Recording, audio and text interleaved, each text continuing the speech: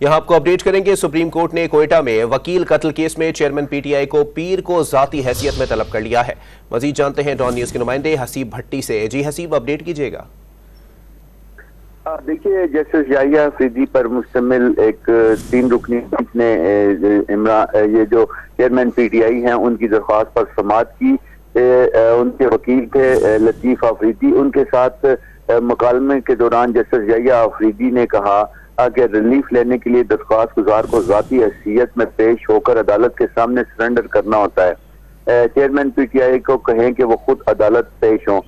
Justice मुजाहिर Akbar Naqvi ने पूछा तो क्या चेयरमैन पीटीआई आज पेश हो सकते हैं, जिस पर वकील लतीफ खोसा ने कहा कि 1 घंटे में सुप्रीम कोर्ट आए जाएंगे। जस्टिस मुजाहिर अकबर नकवी ने कहा कि चेयरमैन पीटीआई को आज आने का कह देते हैं।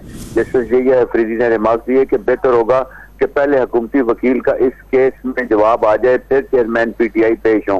प्रोसिक्यूटर जनरल बलूचिस्तान ने जवाब जमा कराने के लिए मोहलत मांगी थी, जिस पर उन्हें 30 तक की मोहलत दी गई है। पीर को वो पेश होंगे। पीर को कहा गया है कि जवाब भी जमा करवाएगा बलूचिस्तान गवर्नमेंट और उसके साथ साथ चेयरमैन पीटीआई भी जाती हैसियत में पेश होंगे। जी बहुत शुक्रिया हसीब भट्टी अपडेट करने के लिए।